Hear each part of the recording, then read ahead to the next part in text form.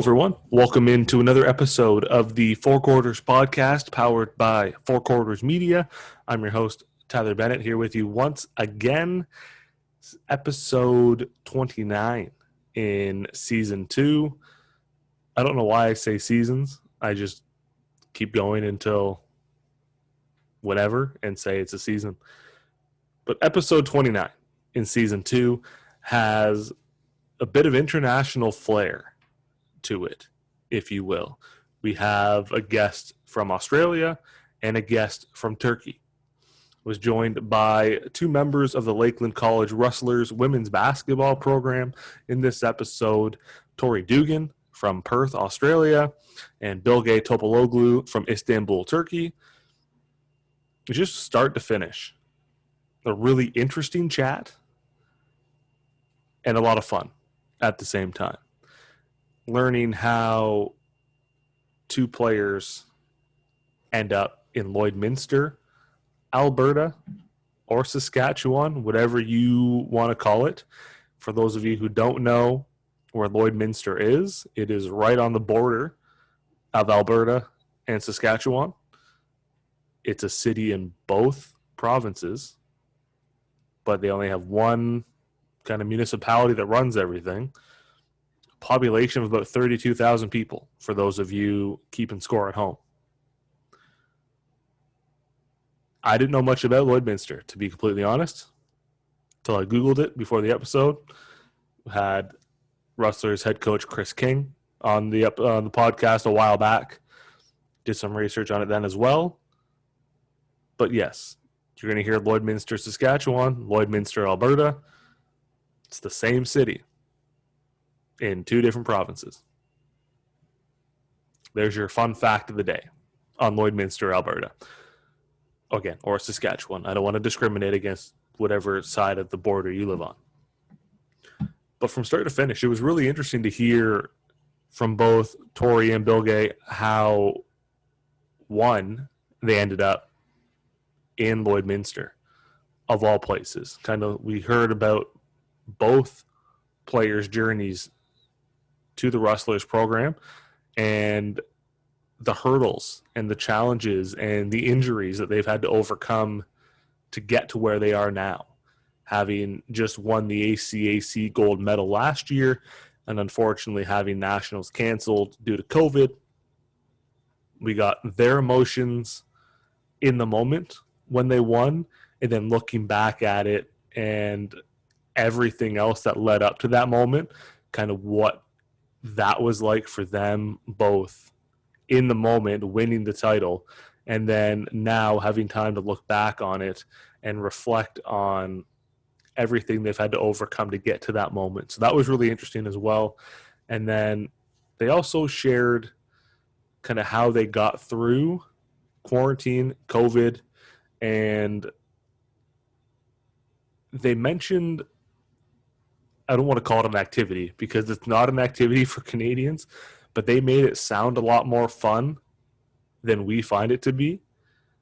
They mentioned a task, I guess, for lack of a better term, that they looked forward to doing to pass time. And it's one, again, that most Canadians, one, hate doing, and two, take for granted at the same time. So that was really interesting. And just, again, from start to finish, this whole chat was really interesting to hear how student athletes from Australia and Turkey end up at Lakeland College in the ACAC, and just kind of their experiences with the whole process of coming to a new country as a student athlete, as a foreign student athlete, the challenges that have come with that, the small town feel in Lloydminster, what that means to them, having been away from their families for so long, yet the team feels like their extended family now. Just start to finish, it was a really interesting, really eye-opening discussion from start to finish that really shed a lot of light on their careers so far and what they're looking forward to next, what they have in store, what have you. So with that all said, let's jump right in to episode 29 in what I'm calling season 2 of the Four Quarters podcast with Lakeland Rustlers guard Tori Dugan and forward Bilge Topaloglu. Enjoy. All right, so I'm now thrilled to be joined by two members of the Lakeland College Rustlers, Tori Dugan from Australia and Bilge Topaloglu from Turkey. How are things on your end out in Lloydminster before we jump in? Well, we're blessed to obviously be able to be on campus and be practicing. Obviously, a lot of schools don't have that privilege just yet. But yeah, it's difficult. Obviously, our season would have probably started this weekend. It's difficult to not have anything to really look forward to, but it's just nice to be in the gym. Right. How different are practices right now with you guys being one of the few schools actually in the gym? What's that like for you guys, just with all the protocols and everything? So it's different. Like, we need to go with the masks and stuff. So we need to wait until the other team is out, and then we can go in after 15 minutes. And like everything needs to get wiped down and stuff. Okay. So it's different. It's not the same, but it's not bad. At least we can practice. So I know a few schools are still not allowed to go into the gym. So we're lucky that we are able to practice. And I think you guys, Alberta hasn't canceled their season yet altogether, which is a bit of a positive.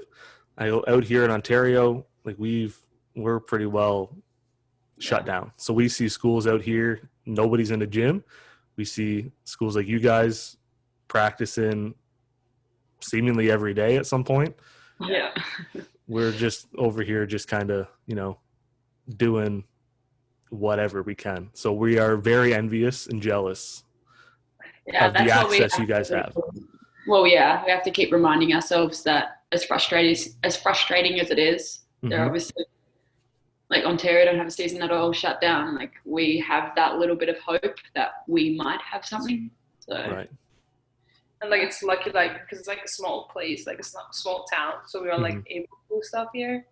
Right. I know Ontario places are starting to get shut down, and the gyms are getting closed again and everything. So. Yeah, the threat of anything closing out here any day, it's terrifying because right now clocks go back next weekend, so we lose an hour of sleep, so it's dark by 5 o'clock. Oh, and right. The winter depression is already we're still COVID depressed, and now you have winter, and if everything shuts down by Christmas, I think we're all just going to move out west and hope for the best, see what happens. Yeah, exactly. What was, before we get into kind of both of your journeys to Canada and how you guys ended up at Lloydminster, Alberta, of all places, what was the quarantine self-isolation process for you guys? Because I'm assuming you didn't go home. No, it happened so quick for us. So we obviously, after our ACAC Championship, we had essentially 1 week to spend with one another, and then everyone the next weekend went home. Bill and I and another teammate of ours and the other Aussie, Taylor Pipes, we lived together, and we live in a basement suite, and we would sleep probably until 2 p.m. and then just try to waste the day away somehow. Right. It was not pleasant, to say the least. So I would remember I would go to Walmart to buy puzzles or something to do, because it's nothing to do. The puzzle section was empty, nothing was there. I came home so frustrated, I was mad, and I was okay, what are we gonna do? It was just and you're just in a basement suite, you cannot do anything, and we're people here, and it got to the point where we were shoveling snow on a basketball court that's just down from our basement suite, just to kill time to do something and maybe hope that it wouldn't snow again, so we'd have something to do. It's sad when you have to resort to shoveling snow off your property and then hope it snows again the next day so you have something else to do. And we obviously, we're not Canadian. We didn't grow up shoveling, so we didn't really have much of an idea how to go through that process. But yeah, it's it's not as fun as it sounds, and it's not as fun as you guys just made it sound. Like, it is probably one of the worst things to do. Mhm. You guys just made it sound a lot more fun than I think any of us ever thought it would be. Yeah, it was. And I don't know how many puzzles we've done. Oh, Here, my wife and I. It's craziness. Yeah. I don't puzzle well. I don't have patience to do it. Like the first two they were easy, and I was like, okay, I'm gonna do a harder one. So I started the harder one. I was like so mad. I was like asking like Captain Tori and Pat. I was like, okay, I cannot do this. And it was like sitting on the floor like for 10 days, I guess. And I was like, okay, I'm not gonna do it. It's like I'm over with it. Because once you start it too, like it takes over whatever space you have it on. Like our kitchen table was out of use for weeks because there's just pieces everywhere. And there was one we lost a piece, so it's like 999 out of 1,000 trying to find one piece on the floor in the garbage. Well, that's crushing. It was not. I think I did 4 pieces out of the whole thing. I was like, I got angry. Like it's not fun. I can't do it. Well, I have no patience, so I didn't participate in any puzzle making apart from the pieces that you couldn't find. So. Yeah, I'm with you on that. Like, there's no like. I can't do it. I don't know what else to say. Like I colored. I did a lot of like mind-numbing tasks just to pass time. And I don't watch TV, so that was the hardest part. I can't watch Netflix. I can't sit there for hours. No, I honestly, it was quarantine. Now looking back, was kind of a blur, just because nothing, just nothing was there to do at all. Just okay, that part of my life, and hopefully Alberta doesn't go back to obviously like strict restrictions and whatnot. But yeah, I look back and I'm like, damn, that time just blur. It was the longest 7 months from March until now, but it was also the fastest. Like I don't know where it went, but at the time it felt like it was painful. Yeah, for sure. For sure. Looking at kind of your journeys to Canada, I'll let you guys decide who starts. Okay, Tori, you starting first then? Yeah, sure. Okay. Because I found on Twitter that Chris actually tweeted out your commitment back in 2014. So it's been a minute. It's been a minute or two. Yeah. How did you end up coming to Lloydminster and Lakeland College from Australia? Okay, so where I come from, it's 2.5 hours south in a small town called Bustleton of Perth. Okay. And for the club that I played for, we had like a lot of like people who had some sort of contact with college teams and whatnot. So my dad would reach out because I think from, I want to say grade 10, grade 11, I was said I wanted to go to college and make something out of basketball. And so my dad started reaching out to people and actually got advice, was like, you need kind of a lot of connections, which we didn't have. So we ended up going through a recruiting company called Custom College Recruiting. So we had to pay for that and basically I had to send them my resume. I sat my SATs, which they put on like my recruiting page. And then like obviously a highlight tape and whatnot. And so as soon as that got sent out, you had like a bunch of random non-scholarship schools from the States that you kind of obviously like flick through, as bad as that sounds. I wasn't going to go anywhere if it didn't offer scholarship. But long story short, Chris was actually the first coach to email me. And there was a lot of other schools that emailed me on the same day. Was the first coach. I think him and Todd Warnick from Nate were the two Canadian schools that got in contact with me, and I kind of kept going with the conversations because I honestly didn't know Canada had any colleges. That sounds really stupid on my behalf, but I had no idea. I'm willing to bet too. A lot of people in Canada don't know much about Canadian colleges, so you're fine. Yeah, because all we talk about back home is the States. Like the States is the best and whatnot. So yeah, I ended up, and I'm not going to lie, I wanted to keep playing Chris because I wanted him to be part of like the like JUCOs I was talking to it in the States. Mm-hmm. And it wasn't until like I finally realized that Chris is very real with what he says to you. Like he's like, you're not guaranteed playing time. Like you work for what you get. Gave a good insight about the school. I was able to Skype with him and teammates that were on the team at that time. Mm-hmm. And then, yeah, my parents were really comfortable with going there, and I finally, just committed. I did not look at where Lloydminster was. Didn't look at the weather and how cold it gets here and whatnot. Yeah. But I get that question a lot. How did you come from like the beach in Australia, a beautiful hot place, to Lloydminster? And I sound really dumb when I explain how it went down, but I didn't look at what Lloydminster like was at all. Right. So yeah, that's how I ended up here basically. And now here we are, I guess, 7 years later, and we're still going. Really extending my eligibility, but I will say that injuries and school played a big factor in that. And then now with COVID, it just they don't want you to leave, I guess is how it sounds. You're a Rustler for ever. Because Bilge, we'll go with you then before we kind of get into both the stories. How did you end up? So mine was so I signed my first pro contract back home. Okay. Then I got a DM from the coach from UR, the assistant coach. Mm-hmm.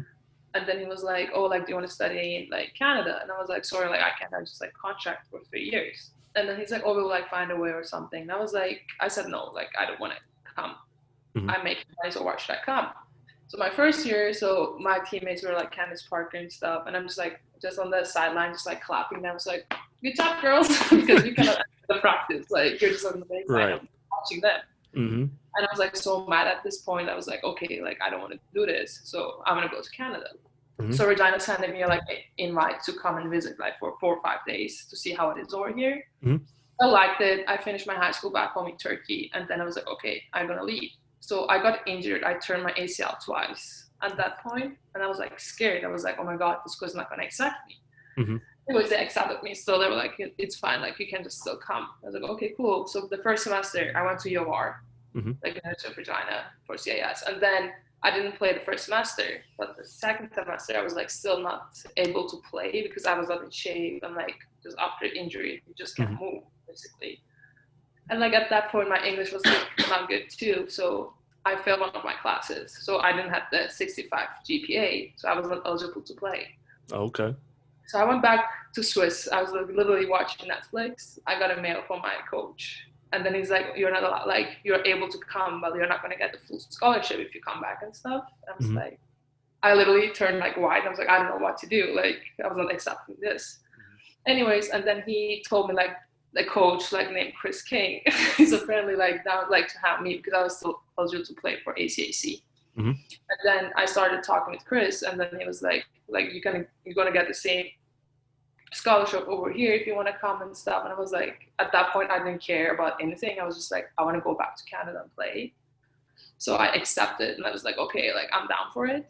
But I didn't Google Lloydminster either. And I was like complaining when I was in Regina, and I was like, this town is so small. Like I was complaining about Regina about it. Because I'm from Istanbul, like it's 17 million people. And then you come to Regina and they're like, okay, what am I gonna do here? Right. And then from Regina ending up in Lloyd, I was like, what is this? Like I was like, what is going on here? Oh but like I like it. I love my teammates, I love my coach. So well, that's the way how I ended up. It sounds like both of you guys have kind of had to overcome some hurdles to get here. What kind of kept both of you guys motivated, kind of keep going with the injuries, with the education, with everything that was thrown kind of at you? What was it that you said to yourself, I need to keep pushing to get kind of what I want out of all this? Do you want to start with this? Sure, like I believe on like hard work pays off. Like I believe on that. And like my thing was like I had 2 knee surgeries. So I'm like I need my education done.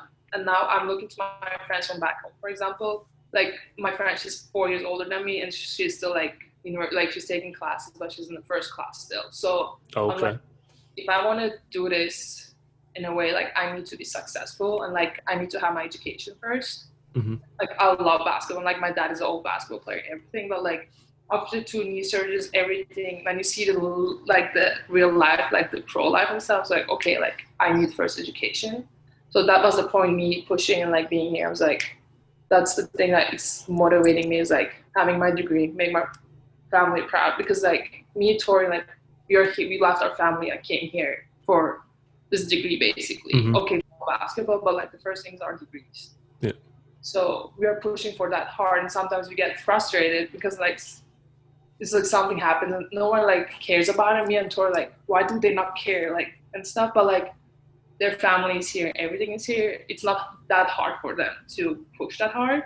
Right. But we don't have any family members here, so everything that we do here, we're doing by ourselves. Mm-hmm. That's our motivation, kind of.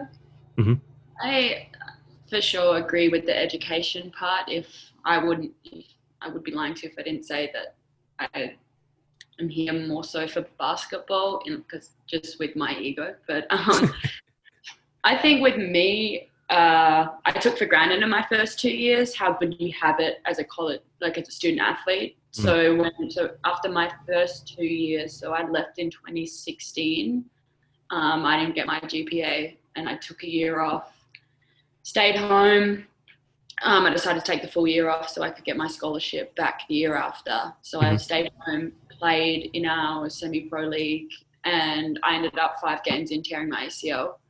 And my process was a lot different. I got misdiagnosed by like 3 different physios back home. I didn't get sent for an MRI or anything just because my muscles were very strong. They were like, basically, I was getting negative tests.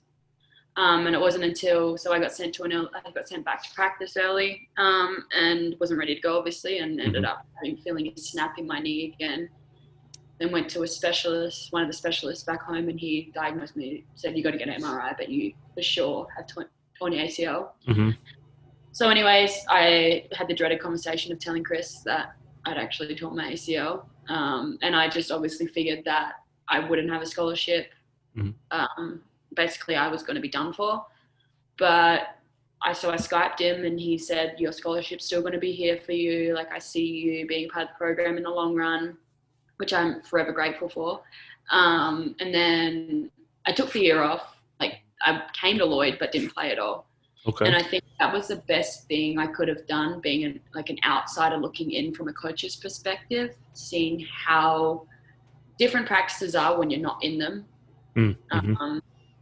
And that basically you get out of what you put in. Mm-hmm. And that was a very different but humbling experience, I feel, for myself. And then obviously the next year I came back, ended up tearing my meniscus some way in that season. But I think it just made me, I didn't want to sit out another year. I didn't want to get it checked. If I could play, I was going to play. But any little thing that's going to keep me from playing now, it doesn't. Like, I just have like the hunger and the motivation to just always want to play, just because you don't know how good you've got it until it's gone. That's true. That's very true. And I think there's probably a lot of people that have been in similar shoes to both of you guys, having the injuries or maybe the academics weren't quite there, and then they just quit. And because you're essentially young and dumb at the beginning. Mm-hmm. You don't understand how good student athletes have it. So I think that's a lot of it gets taken for granted. I think you said you don't really realize what you have until it's not there anymore, and you're like, oh, okay, like this is pretty sweet. You're living the good life, and the people take care of you, and the friends you make all along the way too, and the opportunities. Who knows what you're going to get out of it as long as you put in the work. No, for sure. You've mentioned the shoveling of the snow already. What were your ideas of Canada before you came? Like, what did you think we were like up here, to be honest? And what were your first impressions when you first came to Lloydminster and you're like, okay, I'm actually here. This is what it is. I just expected all of Canada to be like mountains and everything. So when I got here and it was all just like flat and straight roads in the prairies, I was like, well, this isn't what I expected it to be. That's fair. Same, like back home, like everything's like more like apartments and stuff, and I was like, like when I came first to Lloyd, I was like, okay, like where's the city? I was like looking for the city, like what it is. And then Chris like made like a little like drive thing for me and showed me around what's going on here. And I was like, okay, where's the city? He's like, that's the city. And I was like, are you kidding me right now? And he's like, no. But like I like Lloyd because we had basically like 2 roads that we can go, like the main one and like the other one viewed from school. Like it's nice to be like, I think like it's nice to be in a little town when you're a student, like, and like because you don't have a lot to do, so we're just like focused on school and like our sports. Because I know my friends from like Edmonton and stuff, they're too busy with other stuff to doing too. So I think it's nice to be in a small town and be like just like do your own stuff that you should do. So I like it. I think for me, Canada's very similar to Australia with the people. I think Canadians apologize way too much. Yeah, but, We do. We do, and we apologize for apologizing too much. It's a like, cycle. Sorry. Why are you still apologizing? Like my first year, my teammate, she literally basically like she touched me like this, and she's like, "Oh, I'm so sorry," and I was like, "Why did you say sorry?" And she's like, "I touched you," and I was like, "It's fine. Like you're playing a contact game. Like it's fine." And she's like, "No, I'm so sorry," and I was like, this is too much. And like one day I was mad at my friend because she keeps telling me, I was like, if you say again sorry to me, don't talk to me. I was like at that point. But half the time we don't even know what we apologize for. Half the time we just say it because it's like a reflex, and you could be in the wrong and we would apologize for it, and it's one of those reflexes that you can't stop. No matter how hard you try, you're going to apologize probably 20 times a day. I remember anything. Chris in, I think, I don't know, 3 years ago, I want to say now. So one of my teammates, Hayley Summers, she apologized nonstop. And Chris ended up like getting really mad at her and was like, I can't deal with this. Like, you need to stop saying sorry. And at the end of the year, end of the first semester for a Christmas party, we had to make Christmas ornaments, and she made an ornament that said like sorry all around it. Like I remember like I went back home and then I was like keep saying sorry for no sense stuff, like something will happen. I was like, oh, I'm sorry. And my friends are like, what's wrong with you? Like, why you keep saying sorry? Like back home, like we love like Turkish people are like we like to contact each other, like touch each other and stuff. I didn't touch anyone. I was like, what's wrong? Like, why are you not saying like all the time sorry? Why are you not touching us? I was like, I'm not used to, like, you need to understand I'm 9 months there and I just come here like for 2 months in a year. So different. Yeah, you gotta be careful because that sorry rubs off on you real quick. It's the worst. Like now, every time people point it out, like you say it too much, it doesn't stop. And yeah, like I'll probably say I've already said in this, probably I don't even realize. Like I probably we're probably used to it now. We don't even realize. It's just one of those reflexes that you just live with. You just roll with it and go from there. Were there any Canadian stereotypes, whether it's like Tim Hortons or whatever, that lived up to the hype or lived up to what you thought they would? My common one was, oh, you're going to Canada, and then I didn't understand obviously until I got here, like just people who have traveled Canada, like friends or whatnot. But boot in a boot or something, like how you guys say out as like a boot or something, and I couldn't understand like what those people were referring to by saying oot in a boot. And I was like, what? I don't get that. I hear it more in like Ontario people or like East people. Really? West, I don't hear it. Interesting, because I don't think I've ever said oot in a boot in a serious like conversation. I'll say it as a mockingly to other Canadians, but it might be an East Coast thing, unless I live in a different part of Ontario that just nobody ever said it. Yeah, I don't know. I don't know. Yeah, there's been a couple of people that have come out from out east here, and I like noticed the difference in the accents. Or maybe that's, again, just said too often that I don't realize it doesn't sound any different to me. No. I don't know. I think that's also the same as Australians and New Zealanders. People don't think that there's a difference in our accents, whereas like there is a massive difference. But for us, even like Canadians and Americans, I can't tell the difference in accents at all. Okay. Well, not written. Oh yeah. Unless they're from the South. Yeah. That was good. That was good South accent. I lived out west. I lived out in Canmore for 2 years, and I kid you not, like I was one of like maybe 2 Canadians that worked at the golf course. We had people from Australia, New Zealand, we had a guy from India working there. Yeah. I had a lady tell me, not ask, tell me that I was from New Zealand. Really? Yep. Oh, no way. All because I said, and I still say it to this day, and it's the only thing I ever took from it. All because I said too easy. Too easy? Yeah, that's what I said. I'm like, yeah, it's too easy. And she's like, you're from New Zealand, aren't you? No, I'm not. Oh, wow. You have to be. We did a lot. I know. But, yeah, we had 1 or 2 Australians that worked there, and that's where I got it from, just from him talking all the time. And now I can't stop saying it. But she told me, you're from New Zealand. No, I'm not. From Ontario. No, that's not it. Interesting. Yeah. So you guys pick up sorry, we pick up too easy and whatever else, and we're better for it, I guess. Yeah, for sure. You guys have kind of touched on it already a little bit in your journey, but one of the questions that came in on Instagram was, what are some of the challenges of being a student athlete from a foreign country? I think we had the pressure is like you're from a different country, so they're expecting more from you always. Because like back home, the same thing. Like if a player comes from a different country, they have more expectation of them than the like main person in the team.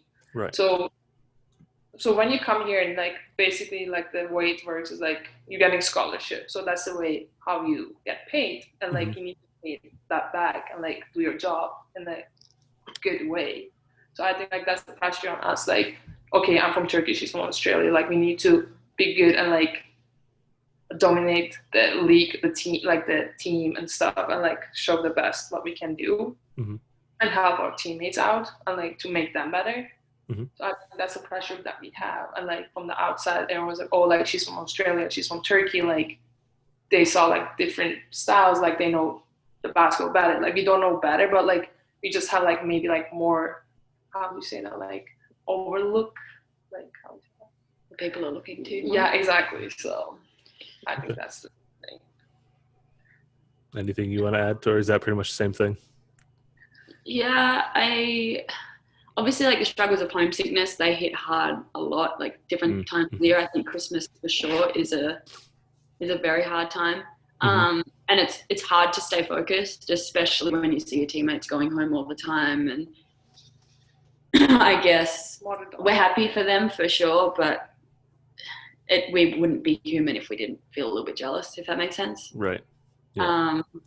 But yeah, no, I remember my first year, it took me about 6 months to adjust. The first semester, basically the whole first semester, to adjust and actually realize, okay, like I'm good enough to be here, kind of a thing. But yeah, like as Bill said, coaches aren't going to waste their time having an international who's not performing. Right. So we're kind of going through team talks at the moment with like psychology stuff, and one thing that we came across is like pressure is a privilege. To like pressure to put yourself in a situation that you're already in, you should take it as a privilege. But yeah, if we know that if we be ourselves and play well, like there shouldn't really be any pressure. We shouldn't really think about that. But we'd be lying if we didn't say that's not at the back of our minds. We just had this conversation today with Tori, because we're like texting to each other. I was like, yeah, I miss my mom and dad. And she's like, yeah, me too. I just want to go home, because like we literally didn't start them since 2 years right now. And really? Like, oh wow.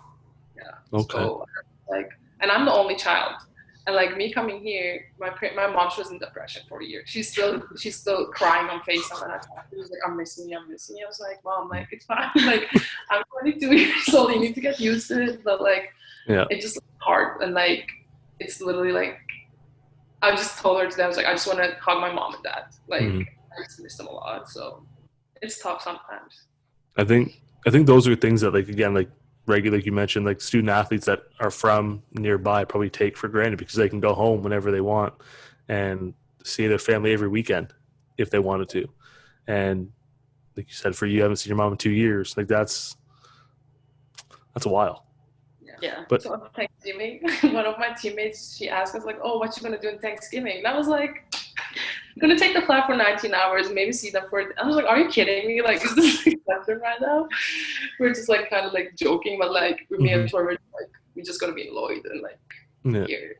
I think we've accepted that though. That, like, this is what we've always wanted to do. It's our life. Like, we made that sacrifice. Yeah.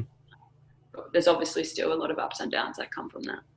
Does it make it a little bit easier though at times like Thanksgiving or whatever to have all three of you guys living together because you guys kind of know what each other's going through at the same time? Yeah, in a way, but it's also still very difficult because we all go through that differently. We also, the positive thing about being in Lloyd and being so small and whatnot, your teammates are living together. We see each other all the time. Right. Classes together all the time. Like, this is just outside of practice as well, not even mentioning being practice. So having that constant attention from your teammates, and obviously like Chris and his family are always very welcoming, which makes it all a lot easier.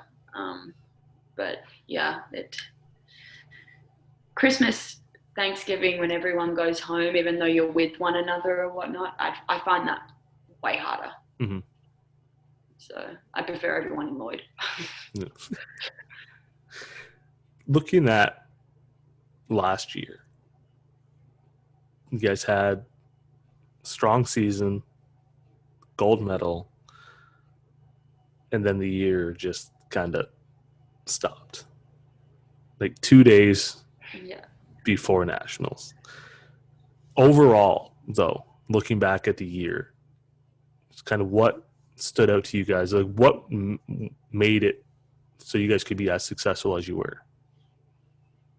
I just think that the culture we have within Lakeland, we were all able to be on the same page and like every single one of us wanted to achieve the same goal. We're just basically all bought in.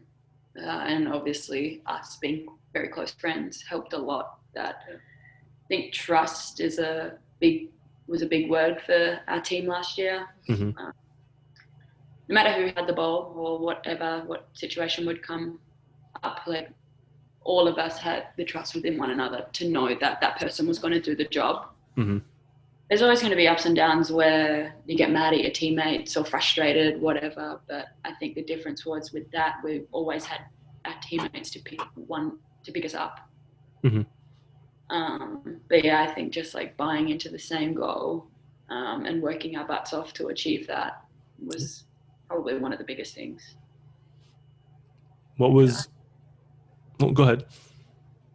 Oh, no, I agree with her. Like, I think the other thing, like, we were because the year before it hurt when we lost against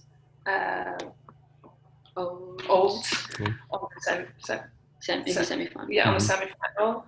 That hurt. Like, we were so close and we were up the game and then we just like lost 5 points. We're like, this is not happening this year. That was always in our minds, and we're like, it's not going to happen. Okay, we did history. We got a bronze with that team that year too. That was like a history school first time medal, but like we knew we are better than that and we could do it. And we're a team that we can learn from our mistakes, kind of. Like, we will lose a game. We will not, okay, we lost it, but we will go back and watch the mistakes what we did and try to improve that in practice. And that's what this tells us always too. You're going to like mess up the hardest you can, but go and like do it harder after. So that's our kind of mentality that we had last year and we still have it. The semi-finals for sure was just fuel to the fire. Like, I remember when we won the semi game against Olds just like this past season, I failed in that game, the 2014-15 season, 2015-16 season, and then obviously the 2018-19 season when we got the bronze medal.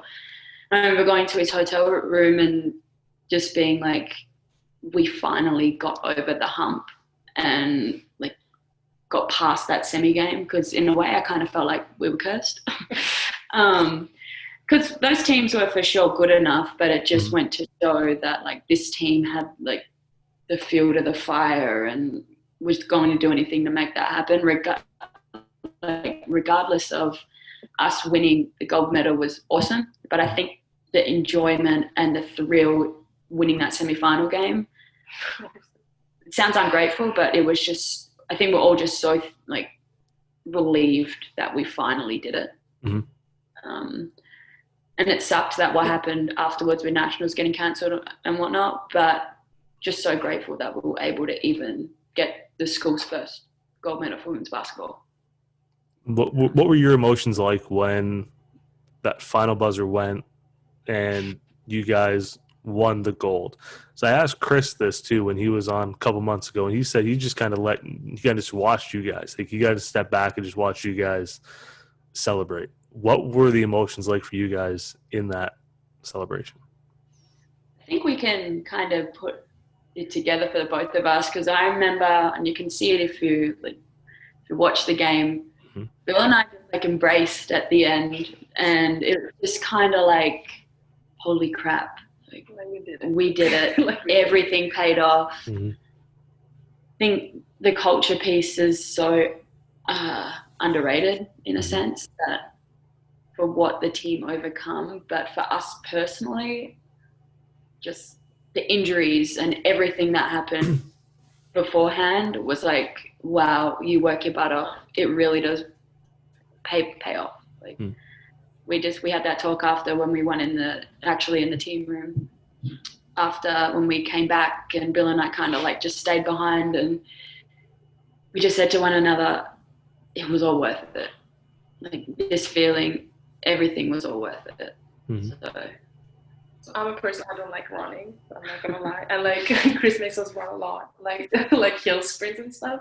And they were like at 6 a.m. morning stuff. And I was like, I will do it again. I was like, for this thing, I will do it. I was like, I'm gonna run hill sprints. I don't care, but like I will do it again. This year, I'm back at it again. I'm running those sprints. Like, I don't like, this is off topic. I don't get people who like to run. I'm with you 100%. Running is not for me, and if you do it for your own personal leisure, good for you.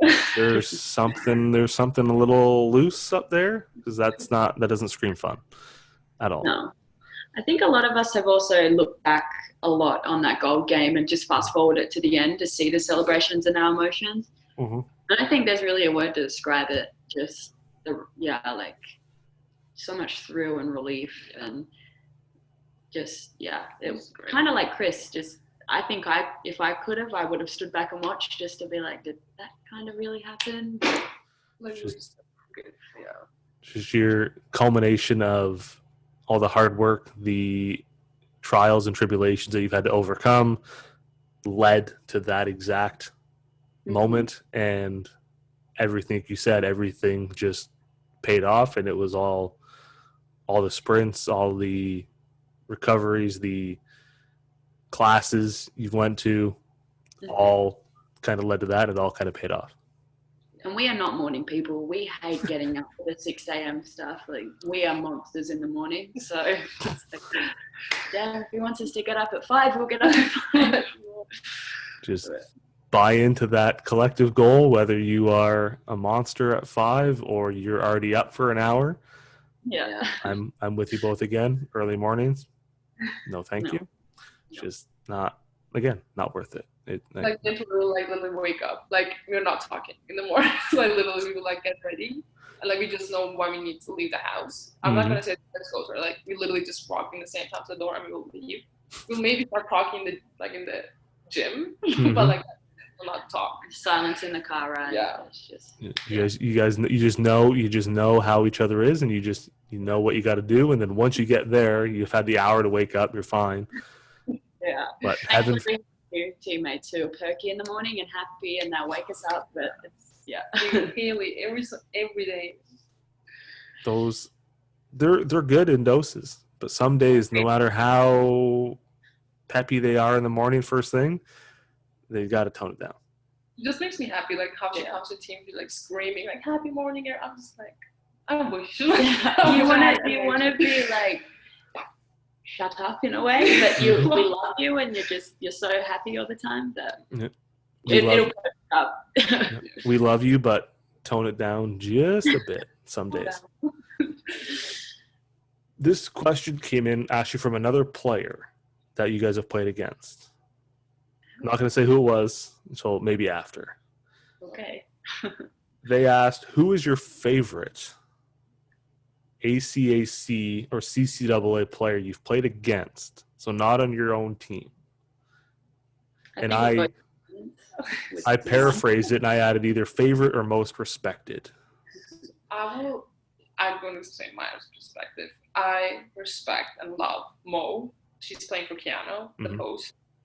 I love her, like, outside, like, the core, we're friends, too. And just, like, I just respect how hard she works and, like, how she is personally.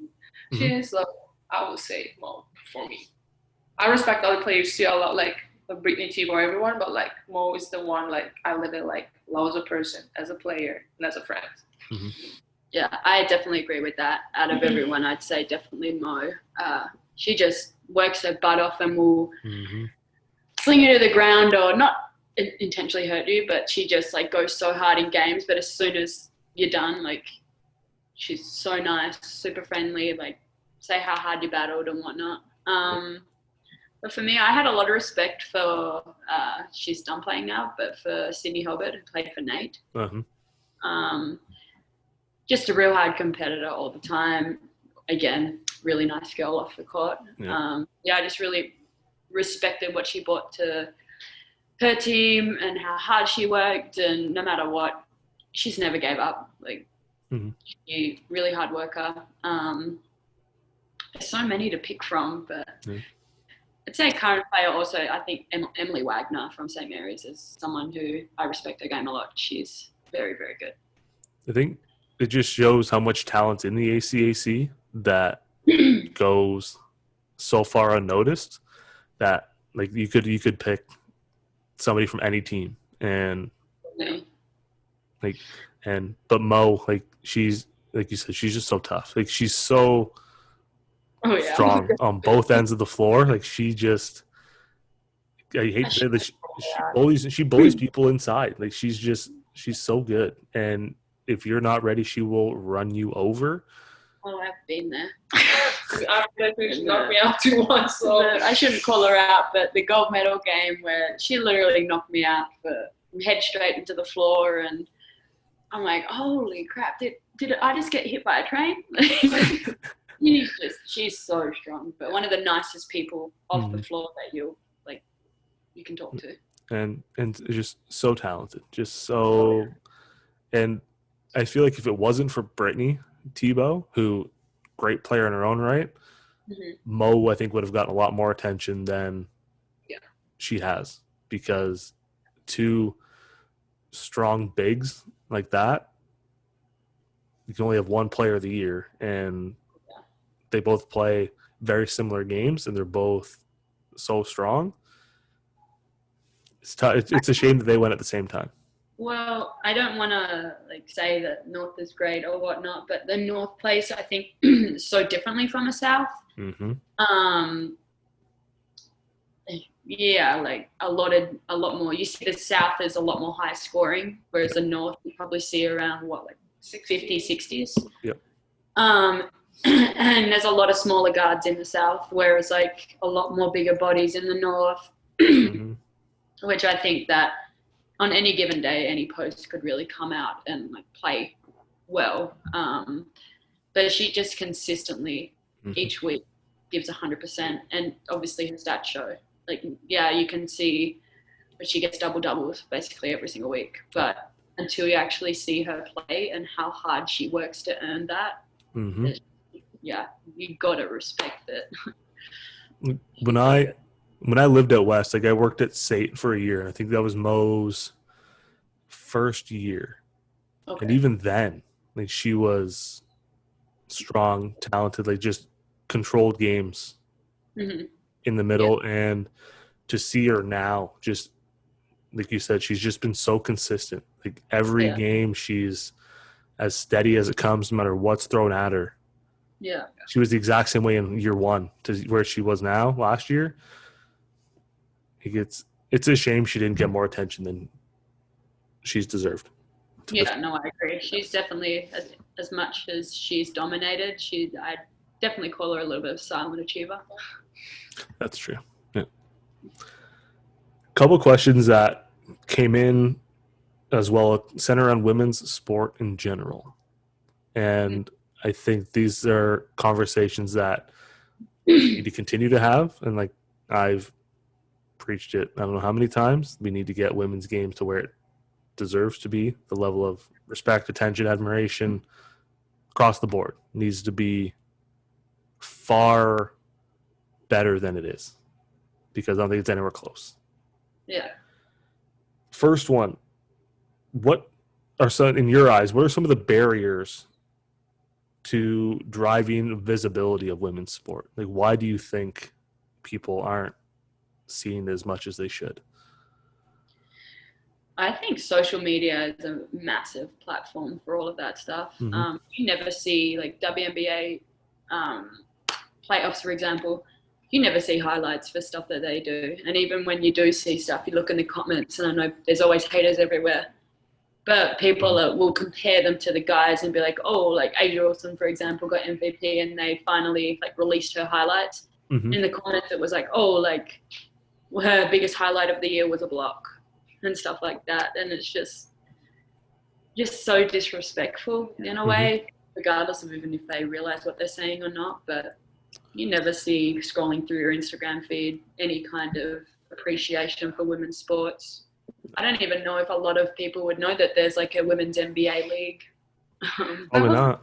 Yeah, I was like shook at like I can hear like some of people like they don't know what like the NBA is, or like, oh, like do they like play? I was like, you play basketball, you don't know that is it like a WNBA, for example. Like it's like, oh, because girls cannot dunk and stuff, like that's the reason you're not following like WNBA. Now girls are actually dunking, like they actually can dunk and stuff. Like what you guys want from us to do, like, okay, we might not can't fly yet, but like maybe like in 20 years or something, but I don't know what it is, but like we need to like put our voices more up and like be like show them like as a woman like we can do this. And like, I know like there are like people are moms and like have a husband and stuff and still playing and like trying to like build up their family but still do their job as like being a basketball player or like a volleyball player, like doesn't matter what it is. It's just sad like they don't see us how we are successful being an athlete and being a woman, and like how we're working hard for this. It's like sad. For us, I feel like we don't really care what people think, like Bill and I. But I know, obviously, for a lot of women, being accepted and liked is a really big thing that a lot of women are really scared to have that voice and speak up, because either they know that they're disrespected or they just don't want to be looked down upon. But like Bill said, the biggest thing is we as women need to have a voice and share that with other people instead of kind of hiding behind the shadow, if that makes sense. I think like you mentioned the social media too, and like you read the comments and it's all males that are, I don't know if they're too afraid to admit that they watch women's basketball, so they put up a front and just, I don't know, like comment. There was something came out today that people they said that people don't watch basketball because it's all quote black girls and it's not like the cute little white girls that play soccer. And that was a WNBA player that said that. And then the comments are like someone said, I've never watched WNBA game, but I'm willing to bet a junior varsity team would beat the champs by 20. Like the comments like that, like I did see that. Like it is easy to comment and like it's like it's not easy because you have your phone, you're bored, probably watching Netflix or something. It's like just say like this bullshit. Like I don't know how people are sometimes thinking and like what's going through their minds. It's just like mind blowing. Yep. We see it though, like women's games at 6, guys' games at 8. Sometimes it'll just be up like players' parents and like a little bit of a friend group. And then as soon as the guys' games come, just an influx of fans. Yeah. But like the first year when I was here, we didn't have a lot of fans. Like it was just like mad. But like the second year, they literally started like coming for our games, and they like literally watching our games, and then they were staying for the guys too. But like I saw like it was like improving, and I had hope this year because like okay, we got the championship, and I think like people are gonna come and watch us. But obviously because of this thing going on, we can't have people right now in. But I was like, I still have hopes up for next year. I hope they can come and watch us. I think like in Lloyd, the community is supporting us, and like it's because it's a small town, so everyone knows each other basically, and like you can go like we have a game, like come watch, and they will show up. So that's nice. Yeah, it's interesting because like I don't know why they can't put the women's games later to try and see if that, because obviously when they put them at 6 and 8 or 2 and 4, they're selling it as the late game is your marquee game. And I'm willing to bet most schools the women's games are dead until about 7:30 when people want to get a good seat for the men's game. So then you've got people there for the fourth quarter, maybe half the fourth quarter. But if they would show up at 6, watch the full game, they'd see the excitement, what the game brings, and stay more. But I don't know why schools don't switch them, put them at 8 instead of 6, and sell the women's game as the premier game for air quotes. I don't, and I think a lot of it's just they're just naive to it all. It's old ways that they think it's men's sport only, and they don't really want to change. And I think that's really unfortunate. Should be like a women's round or something, or like switch the times, make men's game at 6 and a women's game at 8, just to see if it makes any kind of difference. Yeah, and do more, because I'm willing to bet more promotions get done in men's games than women's because there's more fans. So you do more of the promotions in the women's game to try and draw people in to get them to watch it. Like there's a lot of little changes that can be made. Just nobody really wants to be the one to make that change.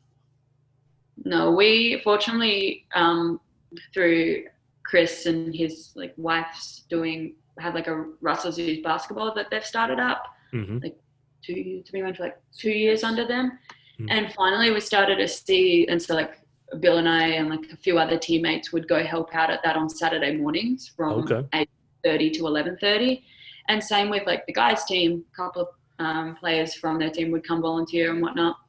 But we started to see, just by us being out in the community, being interactive with the kids, having a good bond with the kids and whatnot, that them and their families a lot more started to come to our games. So it wasn't just parents anymore. It was like young kids looking up to us as like females, and there's like one family in particular that they have 2 sons, and they came to every game. And I was talking to their mum, and she was like, my boys genuinely look up to you girls as like really good basketball players. And just hearing that was like, it's motivating us. Like when we play, I was like, oh, like people are watching it, like we need to show the best what we have, and that's just like motivating us. That's gotta feel good to hear. Yeah, so just being out in the community definitely helped the attendance. So. I guess kind of off of that, what do you think needs to change? You've already touched on it a bit. What needs to change to get women's sport to be taken as seriously as men's? And do you see it happening anytime soon? Which I hope it does. I really hope it does. I think long overdue. Are taking good strides by trying to promote and have a voice in like everything that they're doing. And I think by what they're doing, us and any other like team around the world can kind of follow suit. That like the top league obviously is trying to do things to make a difference, let women be heard, stuff like that. But it's just so difficult with, I don't want to say disrespect, as that's a pretty strong word, but everyone holds male athletes to like the highest standard. And just the problem is right now, the TV ratings and everything that have been posted from people watching women's basketball is just incredibly low, and I think people have engraved in their heads that men's basketball was just not up to the par of men's basketball. Mhm. I don't know, it's a really difficult question. It's like literally like a world problem. Like me playing, like for example in Turkey, like it was like the same. We have like a guys team and like we had like a women's team. The guys have like this huge like area like to practice and stuff, and we had like a little place. And I was just like, okay, cool. Like we were playing the same sports, we were like showing the same thing what they are showing too, Mhm. but like it's different. So my friend, he signed up for like literally like 20 grand. We are the same age. Mhm. You're gonna get 20K on that thing, and then I will get like 5K, for example. Like the thing is just the difference is he's playing for the guys team. Their sponsor is like Nike and stuff, and our sponsor is like just a local like a brand. Like that's just the difference. And like for example, like on the NBA and WNBA, it was the LeBron James like the year salary was like, how much was it? Like it was like huge with two birds. Like they put it on social media, and like they literally had the same thing. They have 4 championships. She has 4 championships. She got like MVP. He got MVP. What's the difference? Because he's a guy who can just make like hundred and like millions more money than her. Right. That's the problem. Like it just doesn't make sense how that goes. I think that there's a lot of ground to be made up with just trying to compete with any kind of men's sport. Even if it's just as simple as like a woman being a face of a brand for a little bit instead of like a man. So I don't know, like Brianna Stewart being the face of Nike instead of LeBron James. Just something just as small as that, just to get a little bit more appreciation for women's sport. But yeah, I don't think it's going to happen anytime soon. There are a lot of strides to be made in that department, but hopefully we can get there. Like how we just said, notice the small things with attendance in games, by being out in the community, just like being vocal, speak up, be interactive. Like we notice the little things of the change in the attendance. I think, like you mentioned, Brianna Stewart being a face of Nike. Correct me if I'm wrong. I don't know if there is. I don't know if there is a women's player that has their own signature shoe. And I think that would do. Candace Parker, she had her Adidas. Yeah. She had it, but like it was literally like 2 years ago, I believe, or something. But I think it didn't like sold and stuff. I don't want to lie. I don't know what happened, but like I know she had the shoe. We were like putting to her stories and stuff, but like after it's like disappeared, and after we never saw something else coming up. The only other person that comes to mind with me is not just not to do with shoes, but Serena Williams with tennis. Like her own racket sold. I think that's the only thing that comes to my mind in particular. But yeah, I couldn't tell you any woman with a signature shoe. Like Brianna Stewart wears KDs. Like that's all she basically is tied herself to, because obviously doesn't have her own shoe, and she's unreal. I think it would do wonders for like even the younger girls playing basketball if there was a woman who had her own signature shoe that was promoted by Nike, by Puma, by whoever, whatever brand, as much as they promote LeBron's, KD's, PG's, Dame's, whoever. Like if you had like a Sabrina Ionescu signature shoe by Nike and promoted it, and girls could see it, because the story came out a while ago when Steph made a shoe and it wasn't made for girls, and then the young girl wrote him, and then he had to make it after that. You should take out that middle of having to write who makes the shoe, why isn't there a girl's shoe. There's so many talented athletes out there. And you don't see any basketball shoe created in women's size. So for me, for example, it goes from men's shoes to kids. I fit into kids' shoes, so I don't have to spend as much as what the men's shoes cost. Like I save like $60 to $80 on shoes that still fit in the kids. But the quality, yes, it's the same shoe, but the quality is completely different. Like the men's shoes are proper, made for like real contact, a lot of force. Whereas like I've had kids' shoes tear apart, but I do not fit into the men's shoes. Just because I'm a women's 8, what's that, a men's 6, 7. 6, yeah, 6.5, I think. Yeah.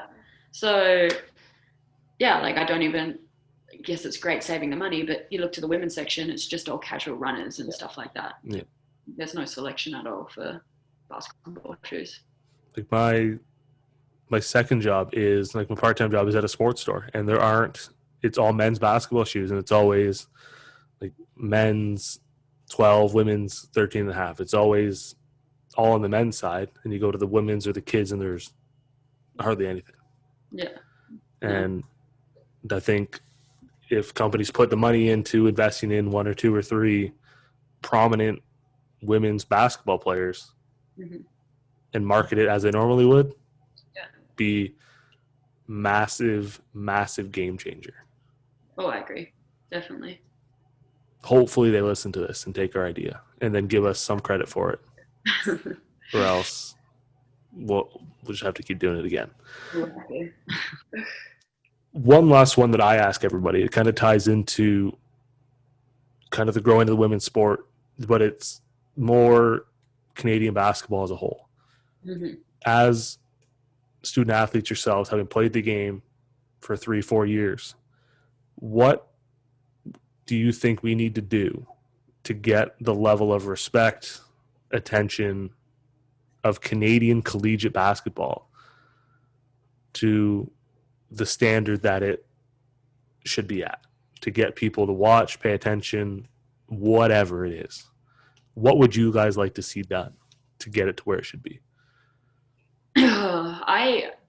I definitely struggle with this question because I know when, say, Chris is trying to recruit an Australian that I know, for example, they only think that because they watch it on TV and stuff in the States that college basketball in the States is great.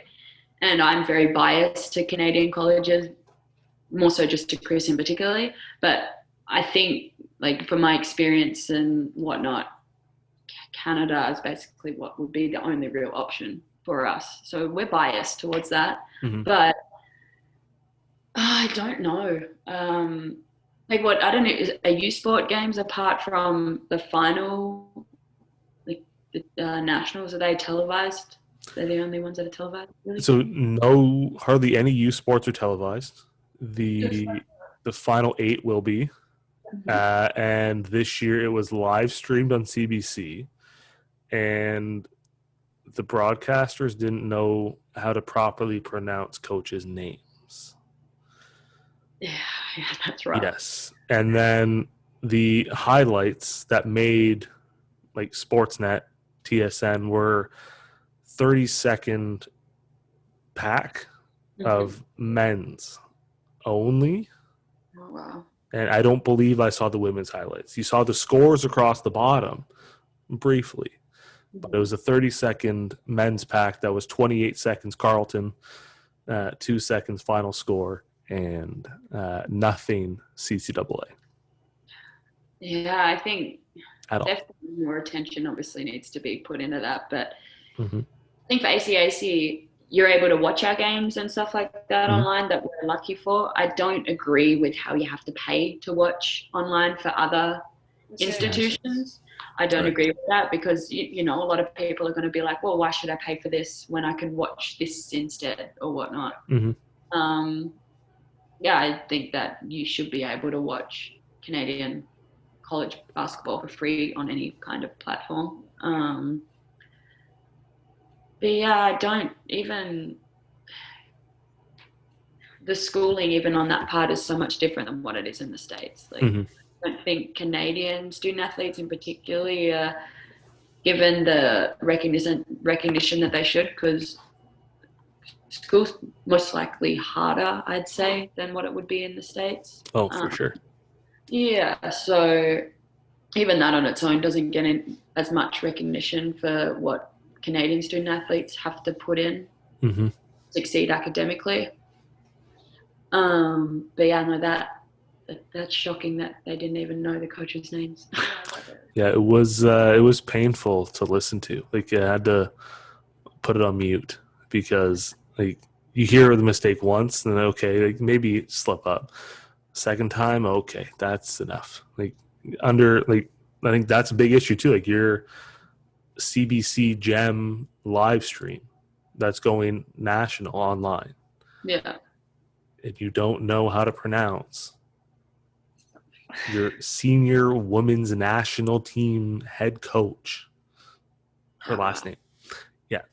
So I think that the platform that like this is like what you're doing here with the podcasts and the platform that like social media brings is just kind of making, well, not kind of, it is making strides in the right direction by like putting people on like Canadian colleges on a platform to say like, hey, like great athletes are involved in Canada as well as what's going on in the States. Like, I don't think that I would ever suggest anyone to go to the States over a Canadian college at all. It's like the voice thing again. Like people need to put their like experiences. Like we need to actually talk about it. Like that's my experience, and like this and this and this happened. Mm-hmm. We need to be ready for this because from back home, a few girls, the same coach texted a few of my friends and like was asking them like to come over here too, and I told her that like the stuff. I was like, don't, because back home everything is just like you have like a agreement with the school, because I barely went to high school. I was always at practice, I was skipping school.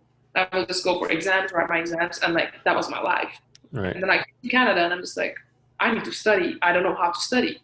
I was really asking my friends, like, how am I going to study? I don't know how that works.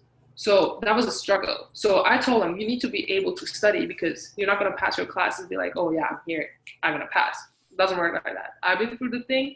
I failed, so I couldn't play. So it's not going to work. So you need to talk about it. This, like, people need to know about the situation, how it is. And because you just come to a country, you don't know anything. And then you're like, okay, I'm just going to play basketball. No, like you can't play basketball. You need to first do your education, your schooling, and then you can play. Like it just starts with the little steps, like having a voice and then building up from that. Like I said, with the recruiting stuff, when I'm with Chris and he'll like get me to Skype, or even when I'm home talk to like different recruits, and in their mind it's like, oh, I'm going to the States already, and I have to kind of hold myself back to not talk down upon college experience in the States, because I've never been a part of that. But just what Canada gives you, as like the school as a whole, the coaches, like our coach in particular, like kind of got to step back to say, oh, I'm kind of bragging about the culture that our coach has, and like obviously past players have created in the past. Basically to say there's a sense of security always in Canada, and I don't know what happens in the States, but just by telling your experiences and stuff like that, just basically talking positively and going that kind of light can only go forward from there. Because I know back home, well, why would you go to Canadian school and not go to the States? And then I say, like, I have a sense of security. I have, like, I wouldn't have got the opportunities if I went to a college in the States with my injuries. No way that would have happened. Yeah. So.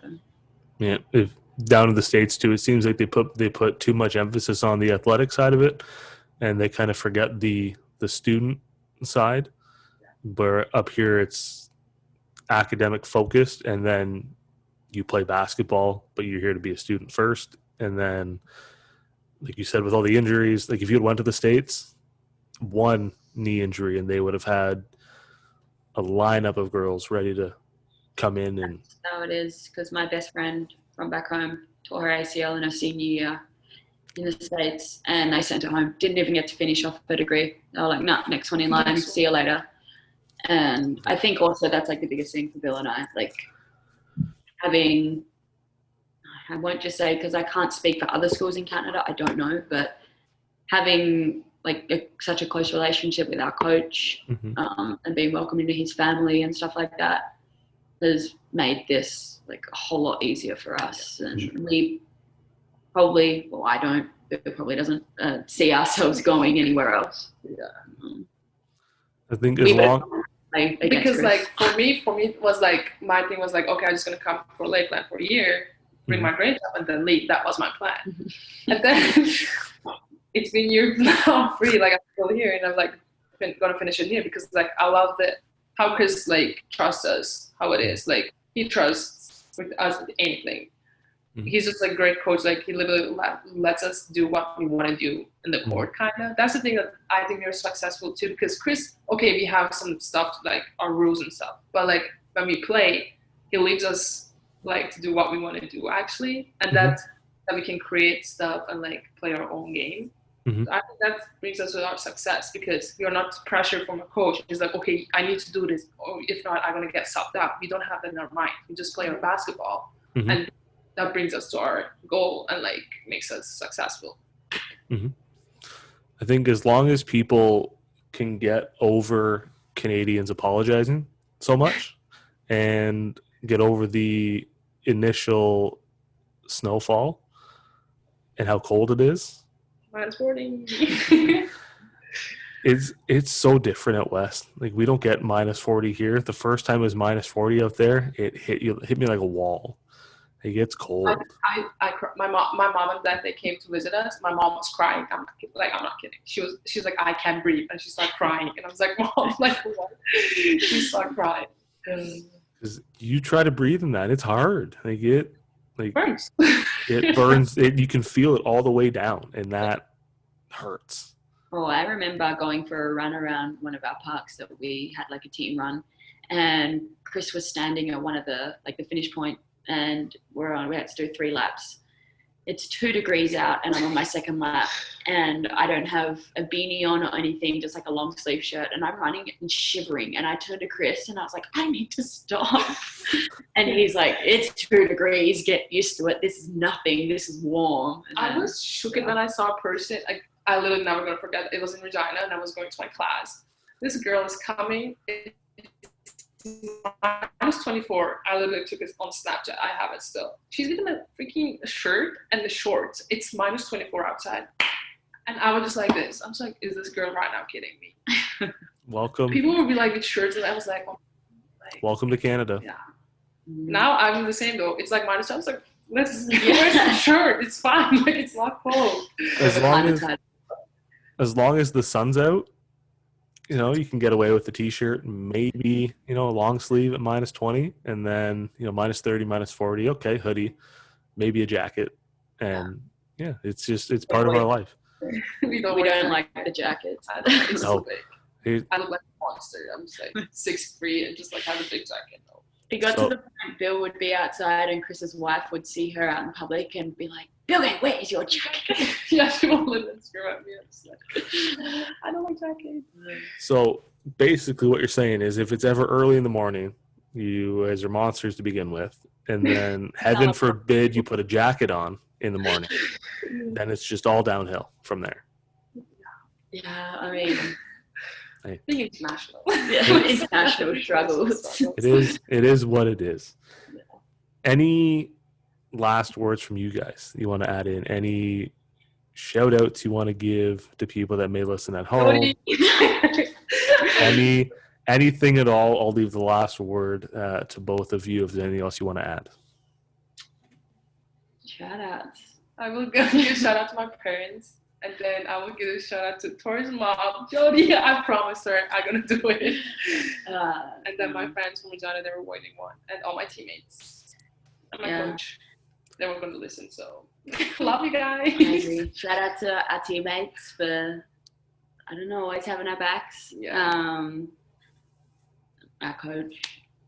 Yeah, we spoke about I think we've spoken a little bit too highly of him. His ego will go through the roof when he listens.